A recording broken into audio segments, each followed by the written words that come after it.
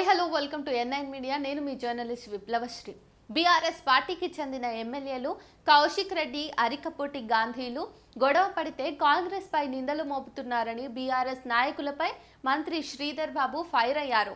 ఇది న్యాయమా అని ప్రశ్నించారు. ఈ కామెంట్లపై ట్విట్టర్ ఎక్స్ వేదికగా మాజీ మంత్రి, బీఆర్ఎస్ వర్కింగ్ ప్రెసిడెంట్ కేటీఆర్ సెటైర్లు వేశారు. ఎమ్మెల్యేలు పాడి కౌశిక్ రెడ్డి, అరికపూటి గాంధీ వ్యవహారం తెలంగాణలో హాట్ టాపిక్ గా మారింది.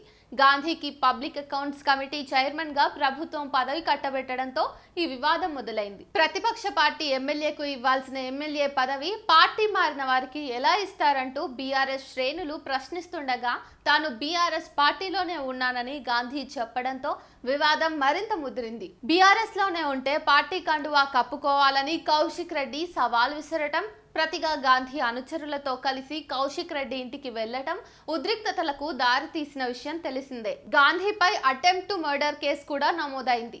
ఈ వ్యవహారం అనంతరం కాంగ్రెస్ నేతలు బీఆర్ఎస్ పార్టీపై తీవ్ర స్థాయిలో ఫైర్ అవుతున్నారు. ఒకే పార్టీకి చెందిన ఇద్దరు ఎమ్మెల్యేలు పంచాయతీ పెట్టుకుని తమపై లేనిపోని నిందలు వేస్తున్నారని మండిపడుతున్నారు.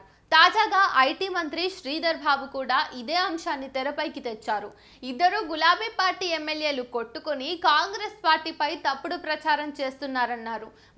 వాళ్లకు మధ్య మనస్పర్ధలు ఉంచుకుని కాంగ్రెస్ పార్టీపై నెపం మోపి ప్రభుత్వంపై ఇష్టానుసారంగా మాట్లాడుతున్నారని మండిపడ్డారు. శ్రీధర్ బాబు కామెంట్లపై BRS working president KTR twitter వేదికగా సెటైర్లు వేశారు.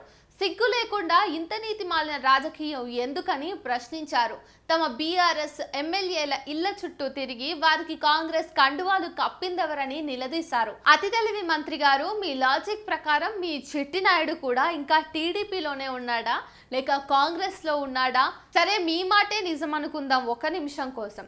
మరి మా బీఆర్ఎస్ ఎమ్మెల్యేల ఇళ్ల చుట్టూ తిరిగి వారికి కాంగ్రెస్ కండువాలు కప్పిన సన్యాసి ఎవడు? సిగ్గు లేకుండా ఇంత నీతిమాలిన రాజకీయం ఎందుకు?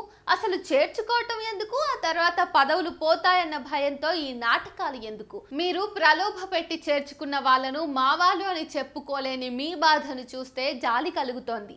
మీరు మీ అతి తెలివితో హైకోర్టును మోసం చేద్దాం అనుకుంటున్నారు, కానీ ప్రజలు అన్నీ గమనిస్తున్నారు అని కేటీఆర్ ట్వీట్ చేశారు.